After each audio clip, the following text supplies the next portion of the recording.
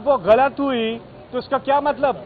इसका मतलब कि पीटीआई के कैंडिडेट्स थे, बावजूद इसके कि उनका एक कोई इंतखाबी निशान नहीं था। अव्वल तो सुप्रीम कोर्ट में अपने फैसले में ये क्लियरली लिख देना चाहिए था कि पीटीआई कैंडिडेट्स कैन नाउ और may apply for a different symbol individually. अगर ये होता ऐसा तो पीटीआई कैंडिडेट, लेकिन उसके बावजूद सुप्रीम कोर्ट में ये बात सामने आ गई है कि वो पीटीआई की एवोल्यूशन खत्म नहीं हुई थी, तो बुनियाद ही ऐसी गलत होगी। तो इसलिए हम उम्मीद करते हैं कि जो पीटीआई के कैंडिडेट्स हैं उनको उनकी रिजर्व सीट्स मिलेंगी, क्योंकि लेकिन हम कहां खड़े थे?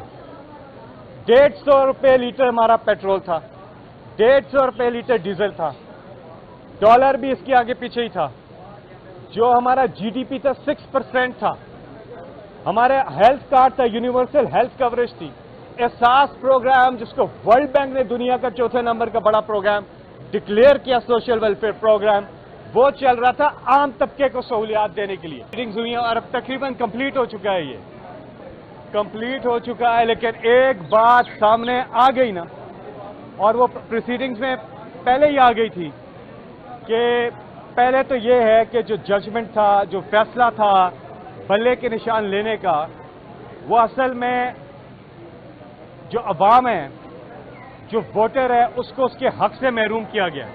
पाकिस्तान जैसे मुल्कों में निशान, इंतखाबी निशान इसलिए रखा जाता है कि लिटरेसी रेट कम है, ना होने के बराबर है, तो वोटर ज़हन नशीन कर लेता है एक पिक्चर को, एक डायग्राम को, एक शेप को, एक खाके को अपने ज़हन नशीन करता है कि मैंने ये इमरान खान का निशान है बल्ला, मैंने इस पे मोहर लगानी है। ये वोटर अपने ज़हन नशीन करता है और वो जाता है।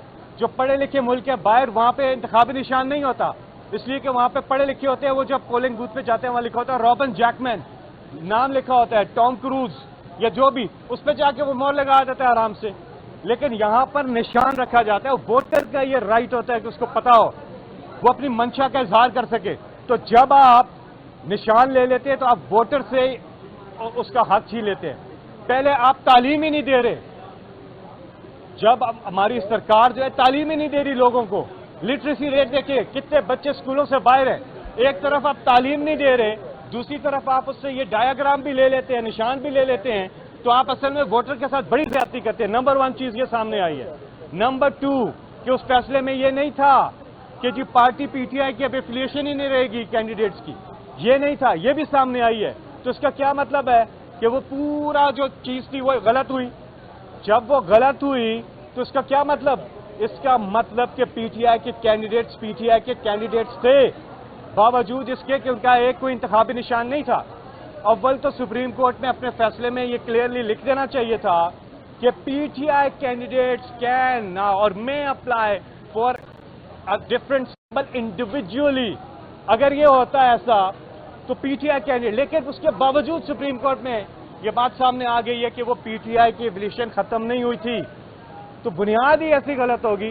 तो इसलिए हम उम्मीद करते हैं कि जो पीटीआई के कैंडिडेट्स हैं उनको उनकी रिजर्व सीट्स मिलेंगी, क्योंकि उनको ये बात सामने आ चुकी है कि वो पीटीआई ही कैंडिडेट्स थे।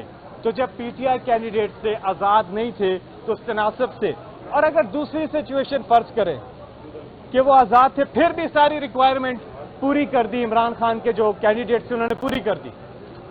3 दिन का टाइम होता है ना, 3 दिन के अंदर उन्होंने ज्वाइन कर दी, तो या पीटीआई को या सुन्नी इत्तेहाद काउंसिल को ये नशिस्तें मिलेंगी। तीसरा कोई चीज सामने नहीं आई, तो ये होगा इंशाअल्लाह, और ये हक बनता है पीटीआई का। दूसरी बात जाते जाते करूंगा, बहुत अहम बात है, और वो ये है कि 2022 अप्रैल का महीना, इकॉनमी हमारी किधर खड़ी थी? इमरान खान थे वजीर आजम पाकिस्तान। उससे पहले 3.5 साल में आधा वक्त कोविड का, कोरोना का भी गुजरा था, लेकिन हम कहां खड़े थे? 150 रुपये लीटर हमारा पेट्रोल था, 150 रुपये लीटर डीजल था, डॉलर भी इसके आगे पीछे ही था, जो हमारा जीडीपी था 6% था, हमारे हेल्थ कार्ड था, यूनिवर्सल हेल्थ कवरेज थी, एहसास प्रोग्राम जिसको वर्ल्ड बैंक ने दुनिया का चौथे नंबर का बड़ा प्रोग्राम डिक्लेयर किया, सोशल वेलफेयर प्रोग्राम, वो चल रहा था आम तबके को सहूलियात देने के लिए। اور بڑی چیزیں ہماری ایکسپورٹس اوپر جا رہی تھی, زر مبادلہ ریمیٹنسز ہماری سارے ریکارڈ توڑ چکی تھی, روشن ڈیجیٹل اکاؤنٹ وٹ ناٹ, ہر لحاظ سے. اور باوجود کووڈ کے اور اس کے بعد پھر ریکوری جو ہو رہی تھی اکانومی کی تیزی سے ہو رہی تھی, جی ڈی پی ہمارا تیزی سے اوپر جا رہا تھا, 6% کو ٹچ کر گیا تھا. آخر آج نئے سال کا پہلا مالی سال کا پہلا دن ہے اور عوام کی آپ حالت دیکھیں مہنگائی سے کیا ہو گئی ہے. بہت برے حالات میں ہیں لوگ اس وقت, خاص طور پہ تنخواہ دار طبقہ جس کے اوپر ٹیکسز کی ایک بھرمار کر دی گئی ہے. آج آپ جا کر دیکھیں پیٹرول کی قیمتیں, ڈیزل کی قیمتیں, آج آپ دیکھیں بجلی کے بل کی قیمتیں, گیس کے بلوں کی قیمتیں آسمانوں پہ باتیں کر رہی ہیں. کچن چلانا مشکل ہو گیا ہے لوگوں کے لیے اور ٹیکسز کی ایک بھرمار ڈل گئی, ٹول ٹیکس سب کچھ بڑھا دیا. ویگن والے سے پوچھیں, آپ جا کے پوچھیں جو پبلک ٹرانسپورٹ یوز کرتے ہیں ان سواریوں سے پوچھیں, آج ہی انٹرویو کریں اور ان سے پوچھیں ان کا کیا حال ہے. کرائے بڑھ گئے ہیں, ہر چیز مہنگی ہو رہی ہے. یہ بالکل عوام دشمن بجٹ آیا ہے. اس حکومت کو فل فور استعفیٰ دے دینا چاہیے, گھر چلے جانا چاہیے. یہ نہیں کر سکتے مینج, یہ ہے ان کو عوام کی فکر نہیں, کیونکہ عوام کے ووٹر سے یہ آئے نہیں ہوئے.